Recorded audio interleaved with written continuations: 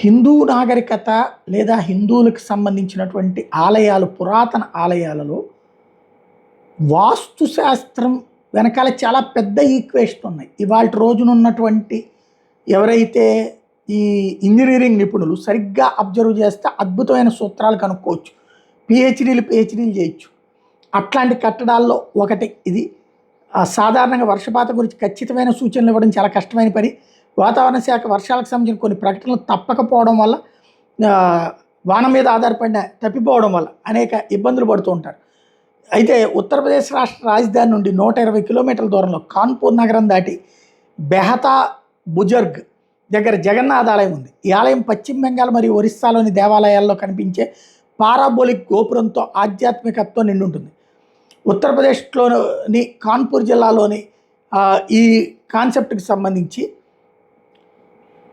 ఈ బెహతా బుజుర్గ్ జగన్నాథ దేవాలయం దాని ప్రత్యేకమైన వాస్తుశిల్పం మరియు దేవతలతో శతాబ్దాలుగా పండితులను అభివృపరుస్తుంది.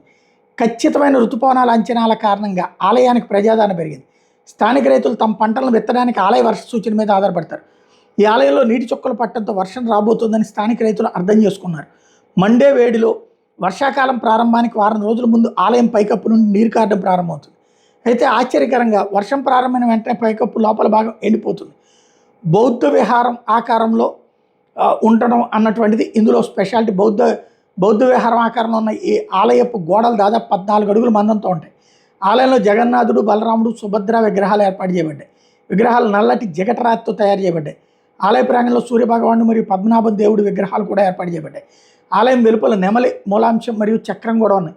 ఈ ఆలయం హర్షవర్ధన్ చక్రవర్తి పాలన నిర్మించబడింది. పురావస్తు శాఖ ఆలయ చరిత్ర గురించి కొంత సర్వే చేసింది. అయితే ఆలయాన్ని ఎప్పుడు నిర్మించారనే సమాచారం కనుగొనబడలేదు. పురావస్తు శాస్త్రవేత్తల ప్రకారం ఈ ఆలయ పునర్నిర్మాణం దాదాపు 11వ శతాబ్దంలో జరిగి ఉండొచ్చు, అంటే మరమ్మతులు. పురావస్తు శాఖ శాస్త్రవేత్తలు వచ్చి ఎన్నిసార్లు పరిశోధించిన ఆలయం ఎంత పాతది, వర్షాలకు ముందు నీరు ఎలా పారుతుందో తెలియదని ఆలయ పూజారి చెప్తున్నారు. వర్షాలకు ముందు దాని గురించి ఏమీ కనుగొనలేకపోయారు. ఆలయంలో నీటి బిందువు ఆకారాన్ని బట్టి వర్షం కురుస్తుంది. చుక్క ఎంత పెద్దదైతే అంత వర్షం కురుస్తుంది. ఆలయంలో నీటి చుక్కలు పడగానే రైతులు పొలం దున్నడం ప్రారంభిస్తారు.